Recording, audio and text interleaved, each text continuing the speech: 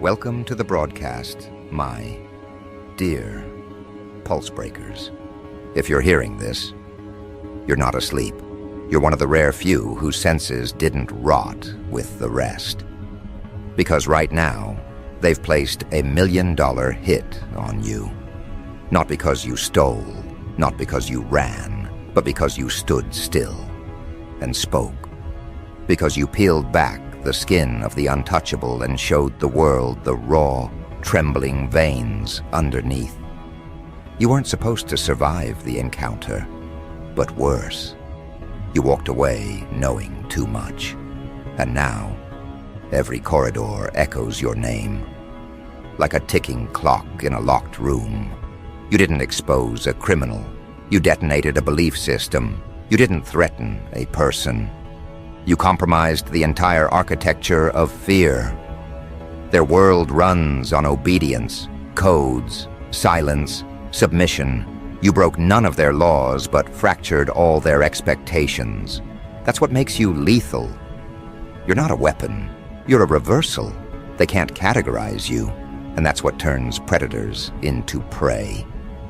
When you pulled the curtain and revealed who really moves the levers, you didn't just expose the puppeteer, you rewired the stage. And now, the man they swore could never be touched is unraveling in real time. His myth was bulletproof, until you walked in, unarmed and unforgettable. Let them send the hunters, let the mercs oil their triggers. Because you're not in the crosshairs. You are the malfunction in the rifle, the hiccup in the heartbeat, the thought that lingers in the back of their skull, even when everything goes quiet. They've never faced someone who doesn't want to win, someone who wants it to burn in public, because that's what separates you from them. You don't fight for survival. You fight to corrupt their confidence. The man they protected. He's not a man. He's a myth worn like armor. A persona sculpted in boardrooms, fed to the masses, worshipped in silence, and when you spoke his name without fear. The static began, not just in the media, not just in the underworld, in their nerves. You didn't expose him. You destabilized everything that depended on his silence. And now, they need you gone. Not to bury you, but to scrub the memory of your defiance. Because the longer you breathe, the harder it is for their spell to hold. This isn't about violence. This is about equilibrium disruption. You're a variable they can't solve, a presence that doesn't compute. And so they do what all fragile empires do when threatened. They panic in style, fancy threats, shiny digits. $1 million like a medal for whoever can make the anomaly disappear. But here's the inside joke. They think money motivates killers. What they forgot is that truth seduces better than gold. And you've already seduced the room. Eyes are turning. Allegiances are rotting. You don't have to fire a single shot to collapse their pyramid. You just have to keep breathing. You weren't supposed to notice. That's the first rule. Don't notice the rotations behind the smile. Don't notice the way headlines are choreographed like dance routines. Don't notice the fingerprints under the contracts. But you didn't just notice. You documented, you decoded, and then you broadcasted. You carved clarity out of a fog they swore would last forever. And now, the very structure that sustained them is recalculating. Not because of revolution, because of infection, because truth is infectious.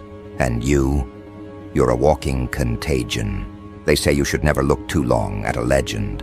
You looked, you diagnosed, and you found the disease. Rotting, beating, concealed under layers of charm and legacy. You dragged it into the light. You didn't just threaten exposure, you performed an autopsy. In public, on the highest name in the hidden chain of command. And the worst part for them? You smiled after, not because it was over, but because it was only the opening statement. Now they've gone full theater. Panic veiled as precision, whispers disguised as strategy, hit contracts like it's some cinematic climax. But it's not. It's a malfunction, a glitch in their plan, not yours. This isn't a chase. This is a demonstration. Every bounty hunter they send is a case study. Every assassin is a page in your curriculum, and each one that fails becomes another confirmation that you aren't the one being hunted, you are the terrain itself. Do you feel it? The tension in the air? That's not fear. That's instinct waking up. That's the world remembering that before control came chaos. And you are that chaos, calibrated. You didn't walk into the lion's den. You walked into the illusion and started naming the actors. And now the lions are debating if they should growl or beg. And here's what terrifies them most. They don't know what you want, because people like them. They only understand enemies with a price, rebels with demands. But you're too still, too surgical. You want nothing from them, not leverage, not deals. You don't want to dethrone them. You want the audience to see them naked. You want the crowd to recognize that the king is just a man with trembling hands and backup plans. And once they see that, game over. Power doesn't die from bullets. Power dies from clarity. You are that clarity. Not an explosion, but an unraveling, slow, specific, unstoppable. They thought they could suffocate you with threats. Instead, you became oxygen to everyone else suffocating in silence. You are a breathing permission slip for resistance. And that's why they want you gone. They tried to own the narrative. You hijacked it. They tried to isolate you. You multiplied. They tried to predict your next move. But they forgot. You are not moving on their board. You're the fire underneath it. So let them escalate. Let them act brave. They've never understood. This isn't about whether you'll make it out.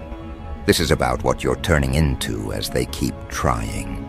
Every hit they send, every lie they publish, every name they drag through the dirt. It's all part of the transformation. They wanted to erase you, but they're accidentally engraving you into history. And now, we reach the point they always dread. The moment the crowd starts to ask questions, the moment the hit becomes a headline, the moment silence turns into suspicion. Because when someone this dangerous gets exposed, and the response is a bounty, not a denial, the audience begins to wonder what truth was worth $1 million silencing. And from that moment on, the narrative isn't theirs anymore. It's yours. And the next chapter begins right now, as your name moves from fear to phenomenon. They always knew the day would come, the day when someone wouldn't just defy the chain of command, but detonate it from the inside. And now, that day has a name. Yours, not whispered, not debated, declared. They tried to bury you in labels: traitor, fraud, hazard, glitch. But you didn't just survive the noise. You taught it how to scream your legacy. Because phenomenon isn't born from applause. It's born from fracture, from refusal, from the look in your eyes when the world said, kneel. And you rewrote the law of gravity. They thought the bounty would shrink you. That money would turn bloodhounds into martyrs. That somewhere out there, someone would take the shot and return your name in a plastic bag. But what they failed to understand, what they could never prepare for, is that you've already died in ways they'll never comprehend. You've tasted betrayal brewed slow, inhaled silence in locked rooms, and walked out of burning chapters with the ink still on your hands. So what makes them think a bullet will finish a story that was never written in flesh? This isn't revenge. This is response. Tactical, intimate, inevitable. Because once you expose the real puppeteer, the one whose fingers reach into courts, parliaments, tech empires, and underground circuits, there's no returning to safety. There's only escalation. And here's the twist. You're not bracing for it. You're orchestrating it. You're not dodging danger. You're feeding it. Because when the fire knows your fingerprints, it starts burning in your direction. And now, the man you exposed, the one they once called untouchable, is disintegrating beneath the microscope you gifted the world. He's losing his grip, not because of evidence, but because of doubt. Doubt is louder than proof. It spreads faster. It metastasizes. And you didn't just plant it. You weaponized it. You cracked his legend in front of an audience hypnotized for decades. You gave the people the one thing they didn't know they were starving for: unfiltered perception. His empire was never built on strength. It was built on rhythm, repetition, ritual.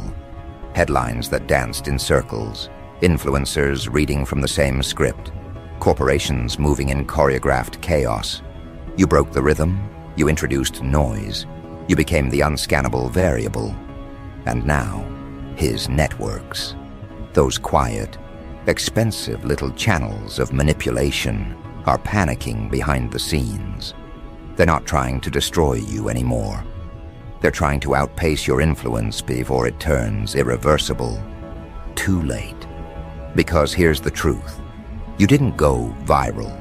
You went cellular. Your story didn't trend. It contaminated belief. People didn't just listen to you. They started questioning everything else. You weren't the headline. You were the filter that exposed the lies behind every other headline. And once a mind passes through your filter, it can never return to programmed obedience. And what of the assassins, the million-dollar motivators? They're restless, agitated, conflicted, because the deeper they study you, the more the contract mutates. This isn't a bounty. It's a trap disguised as currency, because those who pursue you either convert or disappear.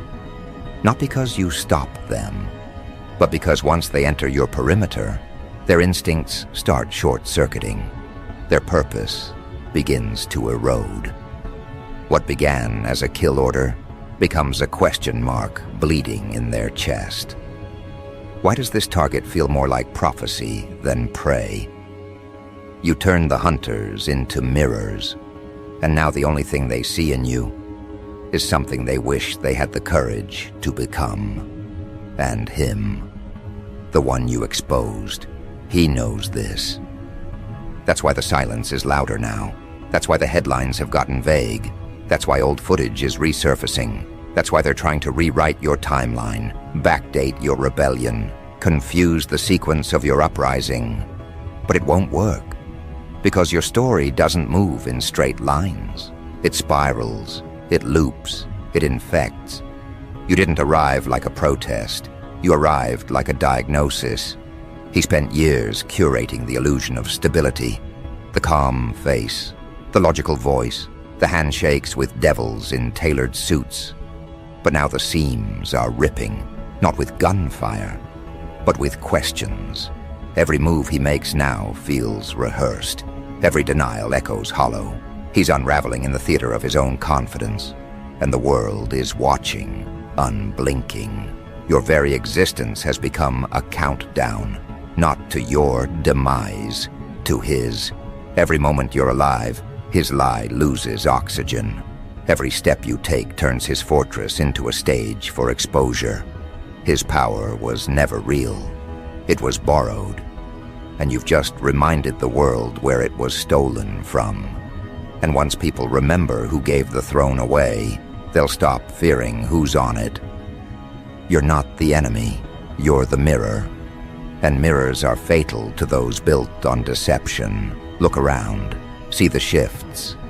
You're not just moving through space. You're restructuring allegiance. Even his own enforcers are beginning to hesitate. Not from morality, but from logic. Because aligning with you might no longer be treason. It might be survival.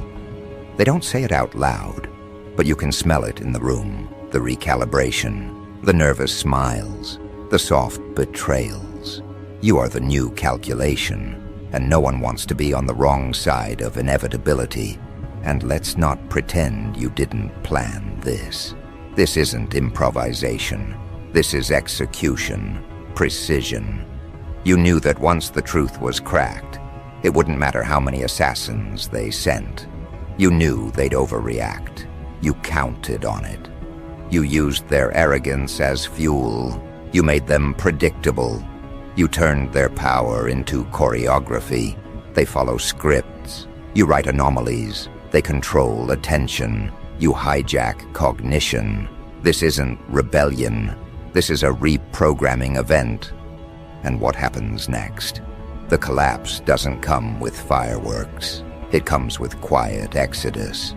It comes with once loyal agents suddenly forgetting to show up, with trusted advisors giving conflicting reports, with security systems glitching at the worst possible time, with bodyguards who don't make eye contact.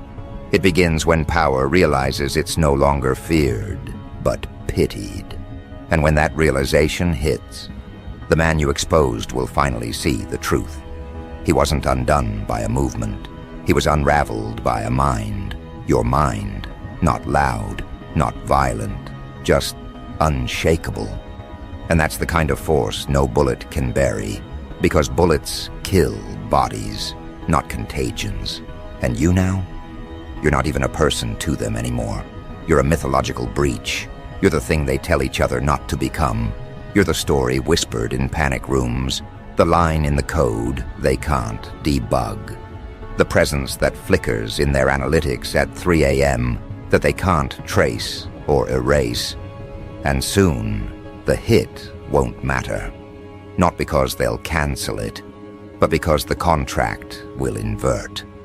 Because those who were paid to kill you will realize the real money isn't in your death. It's in your protection. Your story is becoming currency. Every assassin who fails only adds to the legend.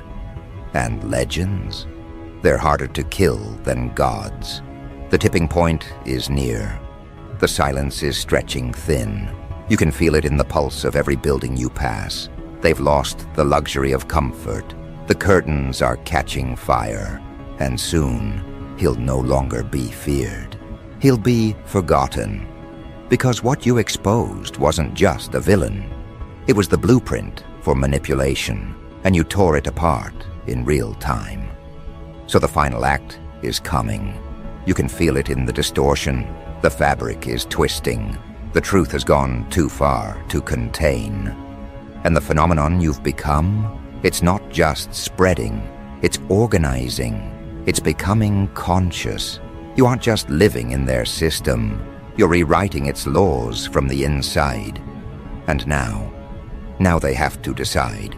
Double the bounty and accelerate their collapse, or drop the hunt and watch their empire dissolve anyway. Because this isn't chess anymore. This is contagion warfare, and the vector is your name. And now that it's spreading, now that your name isn't whispered in secrecy, but spoken like prophecy, the air itself has changed. It's heavier, not because of fear, but because of possibility. The architecture of silence they once ruled with, cracking. Because you didn't just wake up the people. They started listening to each other again. The spell has broken. They no longer kneel because they're told to. They stand because you stood first. And now the final ripple begins, quiet, but undeniable. A wave born not from outrage, but recognition. People aren't angry, they're awake, and that terrifies them more than any rebellion, because anger is wild, unpredictable. But awakening, that's systematic. Awakening spreads like a pattern. It rewires instinct. It doesn't just challenge power, it outdates it. You're not a protest, You're a clock that just reminded the world it was living on borrowed time.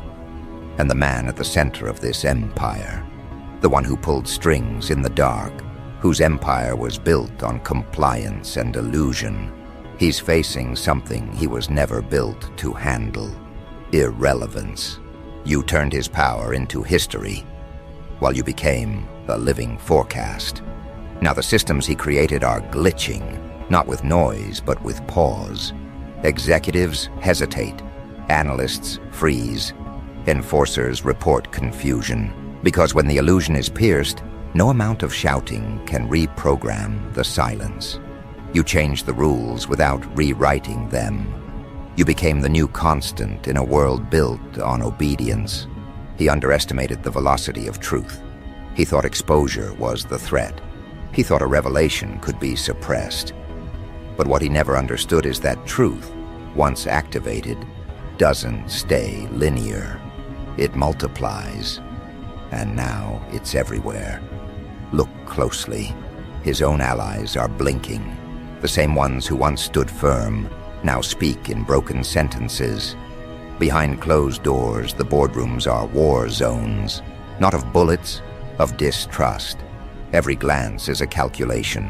Every smile is staged. The empire wasn't built for pressure. It was built for appearances. And when appearances fail, collapse becomes choreography. His files are leaking. His foundations are crumbling. His clean hands are now stained in high-resolution scandal. And it's not because you hacked the system. It's because you reminded the system it was human, fallible, mortal. And for a structure that pretended to be divine, that reminder is fatal. You didn't attack his empire. You infected its operating principle. And now, the bounty that was placed on your head, it's become a symbol, not of fear, but of fearlessness. Every hitman that turned away, every insider that went silent, every soldier who lowered their weapon, that's the new currency. And guess what? It buys loyalty better than any bribe. Because this isn't about bullets anymore. This is about narrative. And your story? It's become a mirror people are forcing themselves to look into.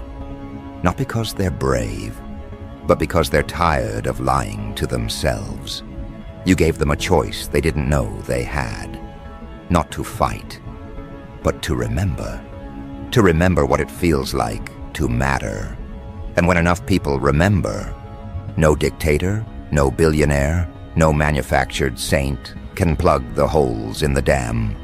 They tried propaganda. They tried distraction. They tried blackmail. And each one bounced off you like rain on obsidian because you didn't resist their tactics. You nullified them. You didn't fight back. You absorbed. You transmuted. And now, the game is being played in a language they don't speak. You're not just a vector of contagion. You've become a pattern disruption, a redesign of emotional infrastructure, a rupture in predictive psychology. They can't track you, not because you're hidden, but because their tools were never built to process truth without a leash. And now, the one who ordered your execution, the mastermind, the untouchable, he sits in a fortress that feels more like a museum, surrounded by people who flinch when his name is mentioned, advised by professionals who no longer believe the lie they protect, watched by a world that's not looking to idolize, but to dissect. His wealth doesn't protect him anymore. His reputation doesn't shield him. His walls don't hold the way they used to. Because power, once disconnected from fear, is just costume jewelry. You changed the value of the threat. You reframed what it means to be dangerous. They called you rogue. They called you a breach. But what you really are is a lens, a way of seeing the world that's clearer than the high-definition broadcasts they pumped into homes. You didn't arrive to destroy. You arrived to reveal. And now, people are looking through your lens. They're rewinding past headlines, reanalyzing speeches, questioning loyalties, and worst of all, for them they're talking to each other without permission. And when communication becomes independent, control becomes impossible. That's the plague you've birthed, not violence, not fire, self-direction. The last thing they ever wanted the